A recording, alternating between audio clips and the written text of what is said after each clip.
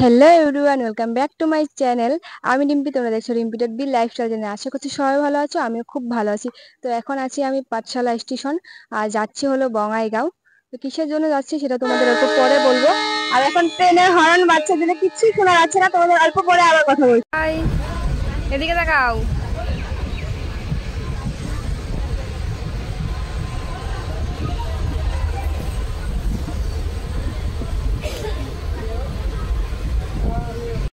তো ফ্রেন্ড, দেখতে পাচ্ছ আমরা হলো এখন সাপড়াকাটা পার হয়েছি, আমরা বঙ্গাইগাঁও স্টেশনে নামবো।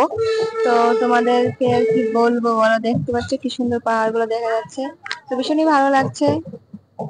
আমরা যাব হিমালয়া হিমালয়া হোটেলে বঙ্গাইগাঁও থেকে। চলো গিয়ে স্টেশনে নেমে তারপর তোমাদের সাথে আবার কথা বলছি। এই যে বঙ্গাইগাঁও স্টেশনে জাস্ট নামলাম, আর এই যে টেম্পুটাতে বসবো, ওরা বসে গেছে। চলো একদম হোটেলে গিয়ে তারপর তোমাদের সাথে কথা বলছি।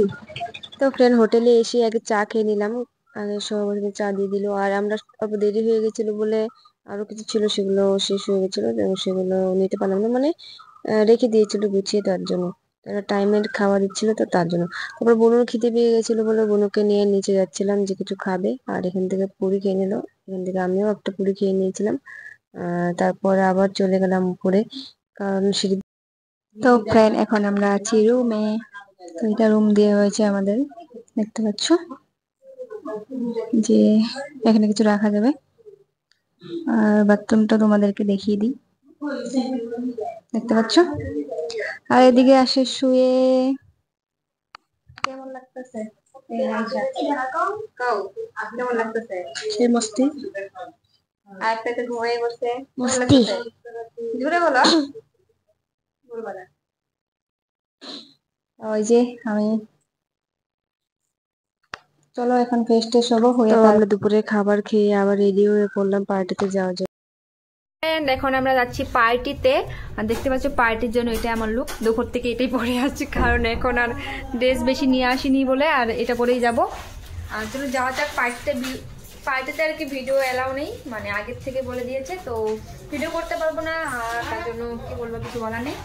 ফ্রেন্ড, তোমাদেরকে কি বলবো, সারাদিন এসির নিচে থাকলে অবস্থাটা কি হয় সেটা যারা এসির নিচে না থাকে তারাই বুঝবে।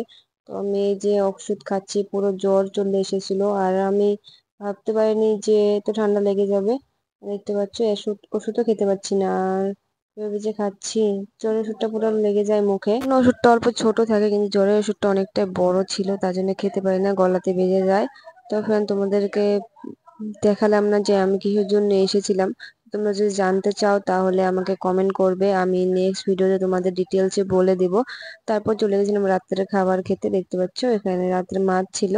তারপর শুতে চলে আসলাম। তোমাদের ভিডিওটা কেমন লাগছে অবশ্যই কিন্তু কমেন্টে জানিও, যদি ভালো লাগে লাইক কমেন্ট শেয়ার করে দিও। দেখা হচ্ছে নেক্সট ভিডিওতে, সবাই